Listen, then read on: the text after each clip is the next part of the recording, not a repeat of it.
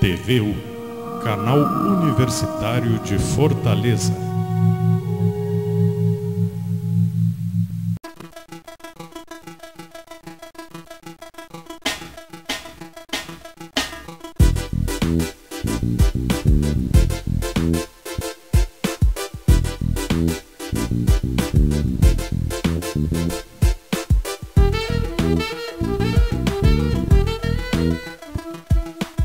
Estamos começando mais um programa Sociedade e Direito, programa gravado no estúdio Dr. Manolito Eduardo Campos, da Faculdade Grande Fortaleza para a FGF TV.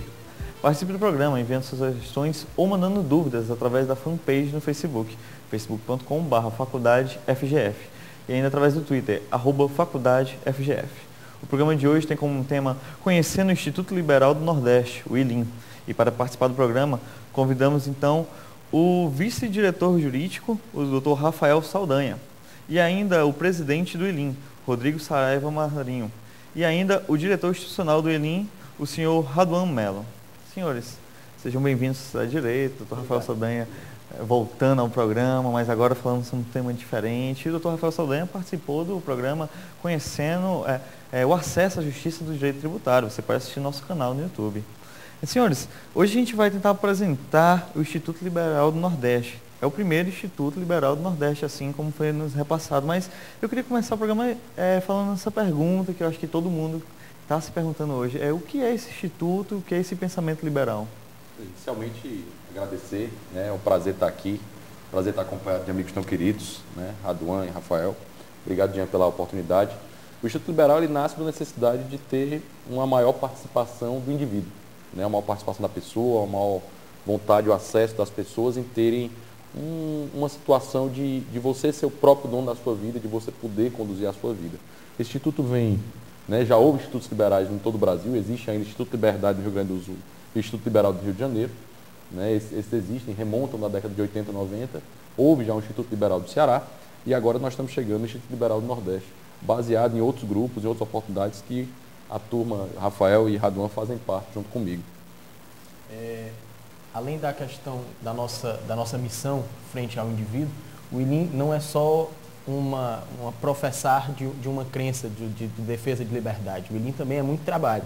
E dentro do trabalho do ILIN é importante que a gente entenda ao que a gente se presta à sociedade, o que a sociedade pode esperar do ILIN. Então nós temos várias frentes, nós temos frentes culturais, inclusive o ILIN já nasce com a proposta da publicação de um livro, que vai ser o nosso projeto Centeio, a ser divulgado, publicado a partir de dezembro desse ano, fechando aí com chave de ouro esse nosso ano de 2013, em que nascemos e já estamos em trabalho. Nós temos frentes jurídicas, frentes de projeto, em que nós vamos apresentar à sociedade. Quando a gente fala sociedade, a gente inclui empresas, pessoas físicas, inclui inclusive o próprio poder público, para que a gente possa levar trabalho para que se mostre o que a gente pode fazer dentro dessa seara de liberdade, proteção à vida, proteção à propriedade, esses direitos de primeira geração, de primeira grandeza, para se falar a verdade.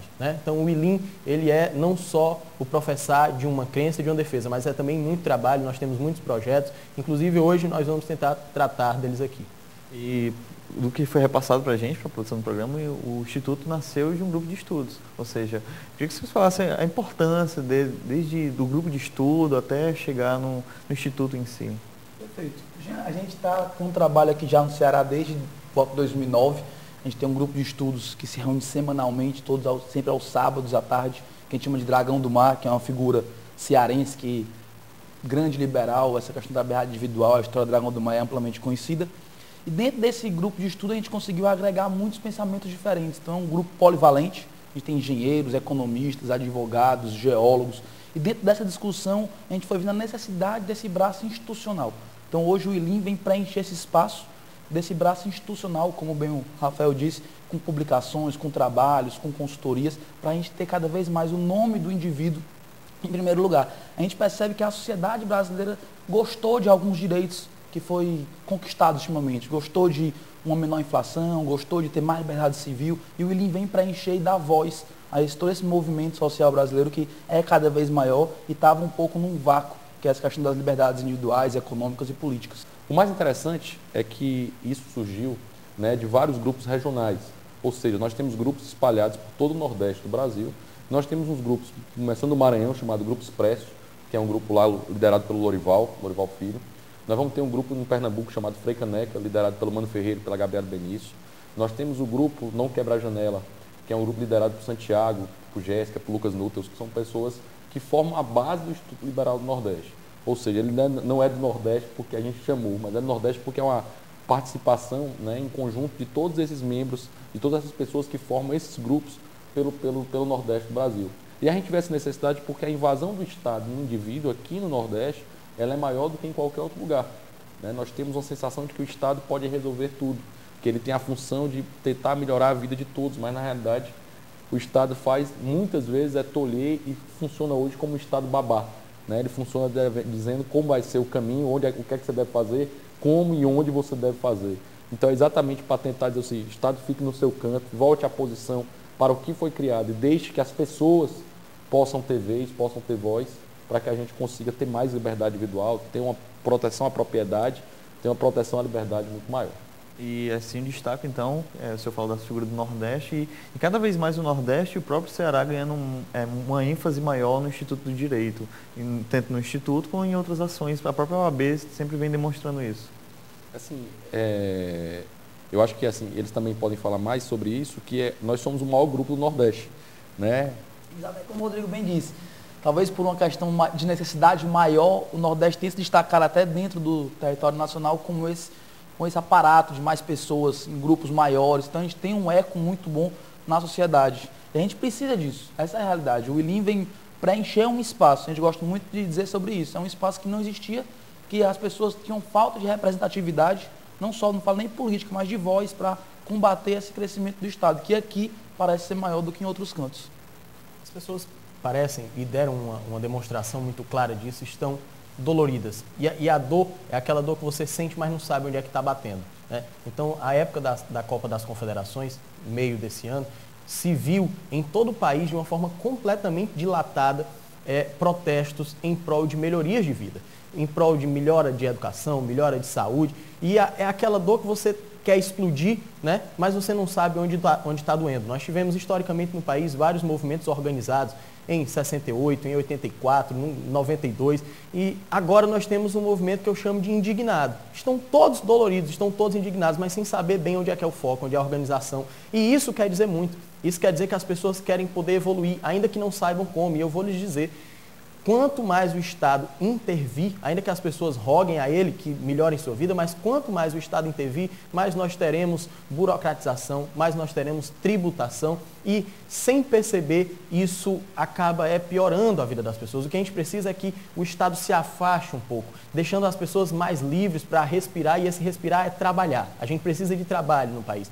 E para ter trabalho no país, a gente precisa da iniciativa privada, a gente precisa que o Estado seja Estado para ter lá a função dele regulatória, muito pequena, mas principalmente de fiscalização, manter a paz entre as pessoas e deixar que elas possam viver. Então esse é o nosso foco principal. Um exemplo interessante disso, agora no Piauí, eu não sei se você chegou a acompanhar, mas no Piauí agora a gente defende muito o direito à propriedade, porque ela decorre do direito, né, que o Rafael falou, na última vez a gente estava conversando, o direito de ser, de ter, e de viver. São os 3 direitos importantes que a gente trata sobre isso. Mas dentro do direito de propriedade é um direito que costuma, para quem não pensa como nós, que costuma ser extremamente relativizado. Vamos relativizar. E eles acham, né, essas pessoas que relativizam esse direito, que o maior prejudicado vai ser o rico, né, que vai ser o rico que vai sofrer o maior prejuízo, que vai ser o rico que vai sofrer a maior sanção sobre isso. E, na realidade, o maior prejudicado, quem mais sofre, quem mais vai ter a possibilidade de ter a sua propriedade, né, perdida, de ser a sua propriedade vilipendiada, essa pessoa será o pobre. Né? Nós temos um exemplo no Piauí agora muito recente, em que foi desapropriado para ser feita uma linha férrea pelo Estado, foi desapropriado o terreno por R$5. Né? Aí a principal pergunta, assim, mas é pouco? Não. Qualquer terreno desapropriado por R$5, eu acho que no Brasil é pouco, certo? Aí as pessoas dizem, mas nós cumprimos as regras. Mas vocês não cumpriram a principal regra. Perguntar para a pessoa se ela quer vender uma propriedade que é dela. Né? Que esse é o direito de propriedade, que é um direito inalienável, que por incrível que pareça é um direito humano, que remonta a todas as declarações de direitos humanos que nós temos espalhados pelo mundo, né, e que inclusive está previsto como direito fundamental na nossa Constituição, e usam como argumento e como desculpa a tal da função social da propriedade, para que isso aconteça. O Instituto também vai trabalhar nesse lado também fiscalizatório, de defesa de alguns direitos? Como estamos na função de da vice-diretoria jurídica, a gente pode dizer que, como eu vou repetir, o ILIM é trabalho. Nós não estamos aqui apenas para falar, nós estamos aqui para propor e agir. Então, para você, gestor público, que a gente também fala para essa área, o Estado pode ter a arrecadação que pretende, ou até maior, se ele entender que a boa parte da tributação que pratica está baseada na geração de riquezas. Geração de riqueza de que forma? Da revelação de riqueza da propriedade, das pessoas. Quanto mais as pessoas puderem trabalhar, prestar serviço, vender e ter propriedade, mais o Estado pode ganhar. Então, se o Estado aprende a tributar de uma forma de vou deixar a sociedade livre para trabalhar, vou desburocratizar aquilo que eu posso, em vez de criar e dar voz a lobbies, eu sei que lobby também tem a influência política, mas se entender que quanto mais a gente quebrar regulamentações e burocratizações, o Estado também ganha, porque você vai dar a possibilidade das pessoas trabalharem. Então, em vez da gente ficar protegendo aqui taxistas de uma forma de criar uma vaga para 60 mil reais, vamos desburocratizar isso, vamos deixar que as pessoas tenham a sua licença, logicamente dentro de parâmetros legais para que não traga risco à sociedade, mas vamos baratear isso, vamos quebrar barreiras para que todo mundo possa trabalhar. As pessoas têm que trabalhar e trabalhando, pode ter certeza, elas vão estar, primeiro, na formalidade, na legalidade, você vai acabar com a marginalização do trabalho. Você vai trazer as pessoas para próximo do Estado, e trazer pessoas para próximo do Estado é tributar, é arrecadar. Então o Estado tem que aprender a obter da sociedade aquilo que ele quer sem precisar sufocar. É bem essa a nossa linha de trabalho. Eu vou querer saber um pouco mais e os objetivos e uma pergunta especial no segundo bloco. Agora a gente vai para um pequeno intervalo.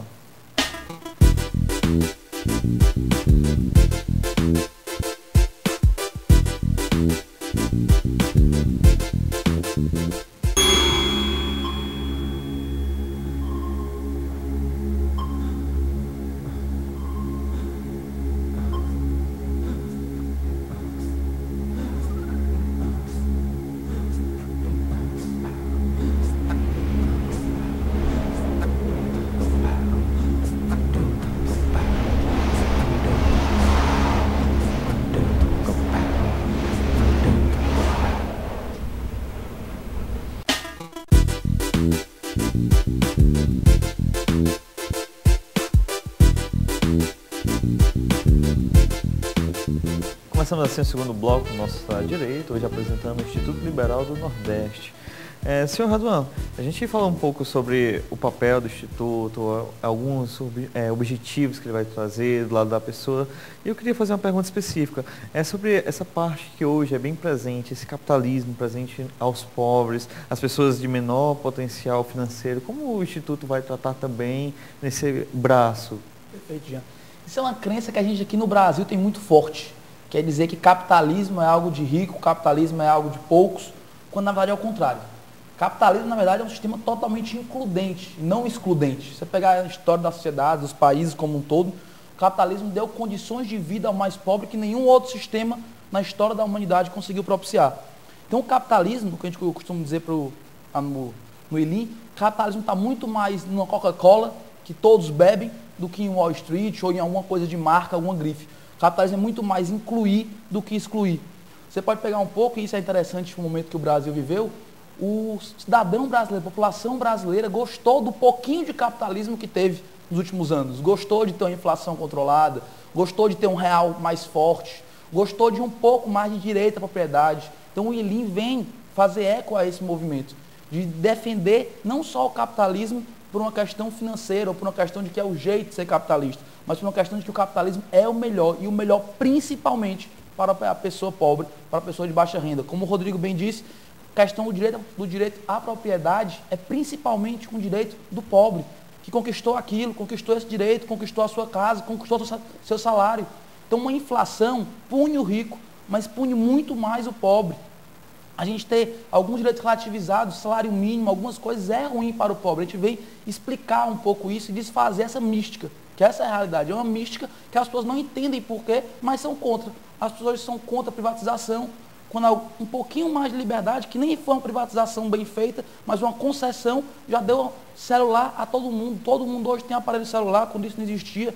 Na época no começo da década de 90, era declarado no imposto de renda, tinha a profissão da pessoa que alugava a linha telefônica. Hoje isso é impensável. Então, se a gente conseguir o sucesso desregulamentando um pouco alguns setores, o que é que a gente não pode ter se a gente ter maior liberdade em alguns outros? Essa é a nossa lógica. A gente tem que defender um pouco pela lógica do que é o mercado, do que é a liberdade econômica, do que é a liberdade individual. Isso faz totalmente, é uma das nossas missões como empresa, defender isso. Isso é interessante porque o capitalismo não é um sistema político, né? Isso é uma coisa importante falar. O capitalismo é mercado, né? São as pessoas trocando, trocas voluntárias, que nem sempre vão ser dinheiro. Troca voluntária, isso aqui é uma troca voluntária. Nesse momento a gente está aqui voluntariamente, né, dando informação sobre o Instituto, querendo apresentar o funcionamento dele, a relação de amizade que você tem na troca voluntária, a relação de pai e filho na troca voluntária, são trocas no sentido de os dois crescerem em relação a isso. Muitas vezes é usado um instrumento de troca, que é o dinheiro, para isso ser feito de uma forma mais rápida e mais fácil, né?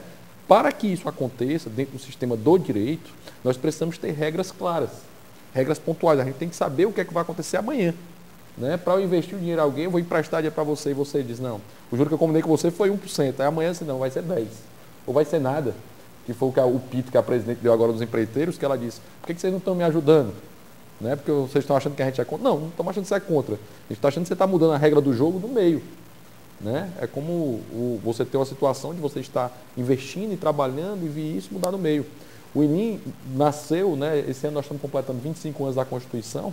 O INIM nasceu no primeiro evento que o INIM fez, já promovendo esse evento, foi a primeira Semana da Liberdade, foi feito pelo INIM e pelo Grupo Dragão do Mar, pelos Estudantes pela Liberdade. Esse evento aconteceu no dia 5 e 6 de setembro, e esse evento que a gente fez aconteceu na FESAC, a Fundação Escola Superior de Advocacia, aqui do Ceará.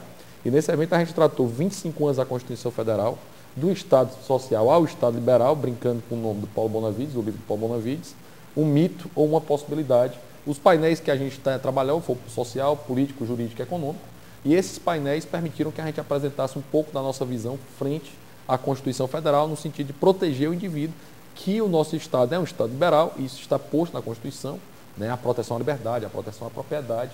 Isso acontece. Uma das coisas que a gente vai brigar bastante, vai tentar, né, demonstrar como política pública do INIM, é o fim das concessões e permissões para o transporte público. Né? A gente, na entrevista no Jornal Povo na semana passada, né, acho que segunda-feira da semana passada, uma das matérias de capa dele era dizendo que o problema que era o transporte público, o problema que acontecia o transporte público. A solução é a liberdade. A solução é acabar com o sistema de concessão e permissão, permitindo que qualquer pessoa possa ter o seu ônibus, possa ter o seu táxi, possa ter a sua minivan, a sua van e possa transportar as pessoas. Hoje no Brasil, o transporte, né, chamado pirata, né, irregular, ele é crime. O que é um absurdo, ainda que eu pegue meu carro, né, e queira levar vocês daqui até o Iguatemi, certo? Eu não posso cobrar vocês por isso. Isso é crime. Né? É um absurdo isso, porque isso fere ao direito de propriedade e fere principalmente o direito do mais pobre, daquele que não chega o sistema, não chega a linha de transporte, não chega um ônibus lá, não chega para essas pessoas. Então, um dos objetivos desse instituto é demonstrar que qualquer pessoa pode estar lá, porque as coisas só vão melhorar quando houver concorrência. Hoje, nesse sistema de telefonia que o Raduan citou, o pouco que melhorou se deve à concorrência. Poderia melhorar muito mais? Não só poderia, como deveria melhorar muito mais. O problema é que o nosso Estado, né, ele tem protetores, né, ele tem campeões nacionais, ele tem pessoas em que ele quer ajudar. Ou seja, como eu tenho muito dinheiro, sou o rei, sou o presidente, sou o governo federal, eu ajudo os meus amigos. Né, e eu monto a Brasil Telecom junto com a Oi, pagando, subsidiando isso. Eu pego um Eike Batista e dou 10 bilhões de reais na mão dele. Se acha que a gente tem muito problema com Bolsa Família. Nós não temos problema com Bolsa Família. Certo? Nós temos problema que ele não tem saída. Mas como política de acesso e de tirar alguém da miséria, ele é um trabalho extremamente interessante. O nosso grande problema está no Bolsa Rico, no Bolsa BNDES. Esse que dá 10 bilhões para alguém e gera um risco para toda a coletividade, né, para que a gente pague. É como se a gente morasse num prédio, cada um tivesse num apartamento, né, a gente paga o condomínio para sustentar aquele prédio, isso é o Estado, e a gente diz o seguinte, nós vamos investir no João. O João vai abrir aqui agora uma empresa de petróleo. Vamos dar R$1 milhão para ele. Vamos dar toda a verba que tem aqui do condomínio para ele. E João não encontra petróleo, não acha nada, e quem tem que pagar pelo prejuízo somos todos nós. Né? O meu problema, não, nosso problema como instituto, Não é o Bolsa Família, é o Bolsa BNDES, é o Bolsa Rico.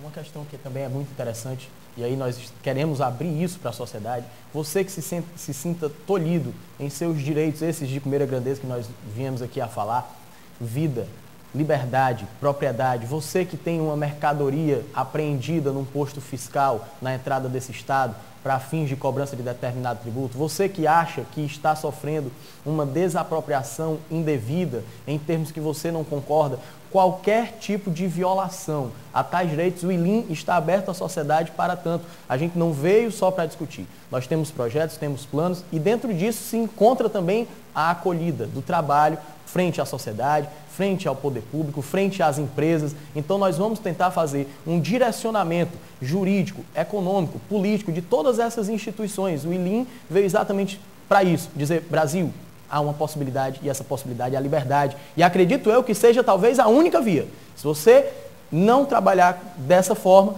nós podemos evoluir e vamos, sempre evoluímos. Mas até o Darwin já dizia, evoluir não é melhorar.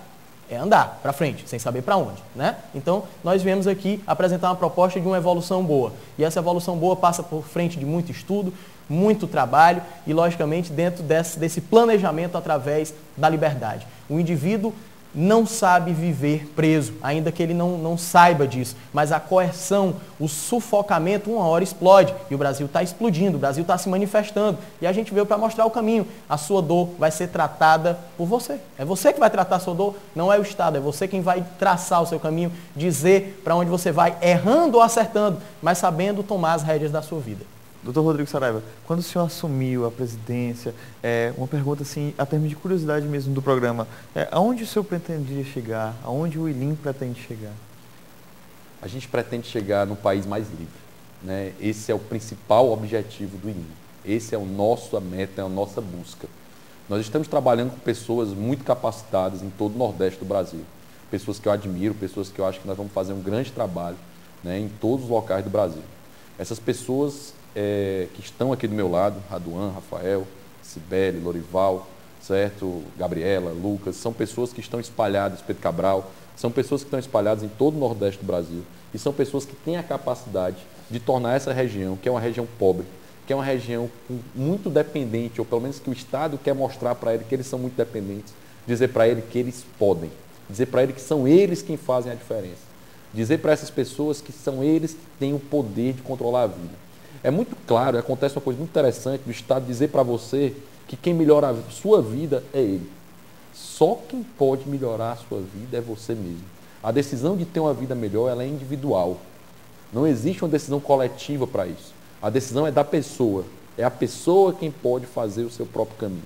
Esse é o principal objetivo do Instituto. Foi com essa meta que ele está sendo criado.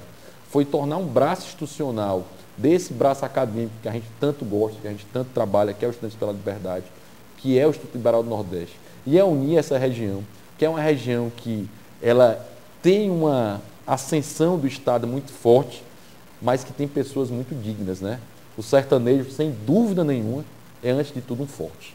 Então nós estamos aqui para permitir que esse sertanejo possa ser o dono da sua fazenda, possa mudar o local, possa mudar a sua casa, possa transformar aquela cidade, possa, por sua vez, transformar o seu estado e transformar o Nordeste e o Brasil. Esse é o objetivo, né, ambicioso do ILIM, que eu acho que nós já estamos com uma boa base e temos tudo para fazer um grande trabalho. Doutor Raduan, como o doutor Rodrigo falou, faz todo esse lado do direito mesmo e também o lado acadêmico, né? Vocês estão lançando um livro, pode falar um pouquinho para a gente sobre como será? A gente tem algumas ambições, como o Rodrigo disse, bem grandes. Uma delas é a gente realmente preencher o espaço literal que existe, um espaço realmente acadêmico. A gente precisa ter publicações, nós vamos ter publicações anuais com esse livro, vamos estar lançando ele no final desse ano, o Centeio, que é uma coletânea de artigos de pessoas mais diversas áreas possíveis, defendendo o fim da liberdade. Então, defendendo o fim da liberdade na economia, no direito, na sociedade como um todo, na ecologia. Então, a gente tem propostas liberais nas mais variadas áreas, e é importante frisar isso. A gente, às vezes, vê muito como a única saída do Estado. A questão de aquecimento global, que é um tema que está na moda, a gente vê como, não, a única maneira é o Estado intervir. Como a economia crescer, é o Estado intervir. Então, a gente quer mostrar que não é essa a solução. O Estado não pode nos dar o que ele já não nos tirou. Essa é a verdade. Tudo que o Estado nos dá é algo que ele já nos tirou.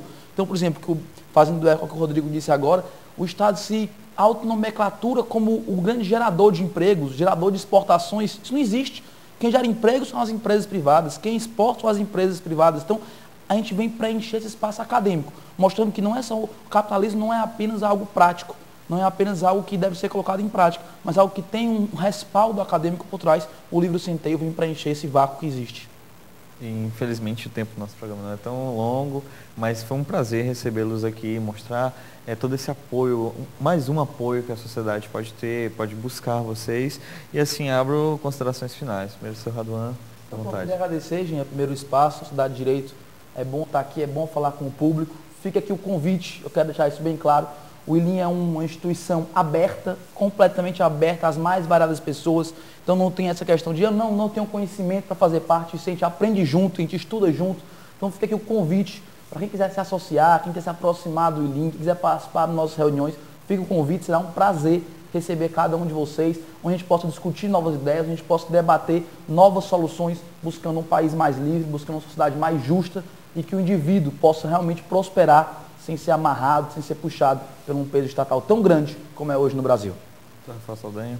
Agradeço também a oportunidade de estar retornando, né, a esse programa que sempre nos dá voz e agradecer também as parcerias que o ILIM tem conseguido em universidades, em centros acadêmicos e principalmente dizer dos nossos projetos. Nós temos projetos ainda para esse ano, como é a publicação do nosso livro, Centeio. Tá? A gente também quer aqui dar voz ao nosso braço acadêmico, que é o Estudantes pela Liberdade. A gente, todo sábado à tarde, se reúne às 3 horas ali na Tibus Cavalcante, 1327, na nossa cidade aqui de Fortaleza, e no Instituto Conceito. E lá nós podemos debater ideias das mais variadas possíveis. Nós já falamos lá sobre o programa Mais Médicos, falamos e continuamos falando sobre reforma agrária, plataformas das mais diversas possíveis para agregar conceitos e entendimentos à sociedade. Dentro disso, próximo ano, nós teremos a Semana Internacional da Liberdade, trazendo estudantes do mundo inteiro para vir nos congregar aqui, para que a gente possa ter realmente um estudo e um entendimento e um avanço no âmbito desses direitos de primeira geração.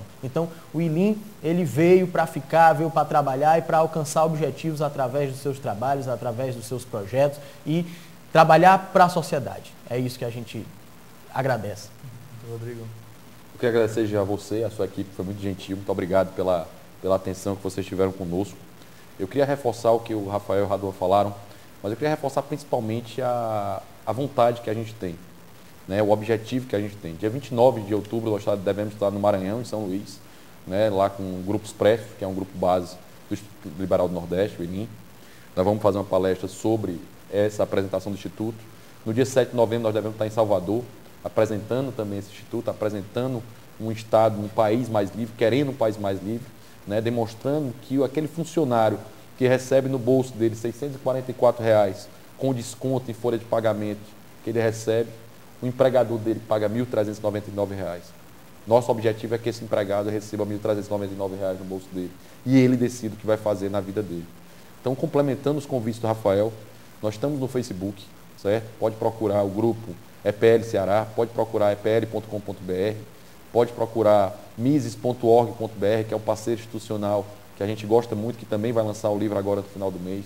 Pode nos procurar, pode procurar mim, o Rafael e o Raduan no Facebook da vida, nós estamos lá, será um prazer, né, apresentá-lo ao Instituto, apresentá-lo ao Grupo Dragão do Mar. Faço e reforço o convite, nós temos reuniões semanais. Se você quer estudar política, você quer estudar uma situação do momento histórico, se você não concorda com nada que a gente disse, isso é uma coisa importantíssima. Se você não concorda com nada que a gente disse, dê chance para que a gente apresente, para que a gente demonstre qual é o nosso projeto, qual é o nosso caminho, qual é o nosso tudo. Nós estamos ali para estudar, nós estamos ali para tornar o país mais rico, um país mais próspero, mas não o país, as pessoas. São as pessoas que devem ser mais ricas, são as pessoas que devem ser mais prósperas, são elas que devem fazer o que o mundo mudar, porque só elas têm capacidade para isso. Sim, mais uma vez agradeço a participação e a grande aula que foi esse programa. Esse programa também você pode assistir no YouTube, nosso portal, youtube.com/FGFIES. Lá você pode ver esse e também outros programas do Dr. Rafael que a gente comentou aqui. E obrigado pela audiência.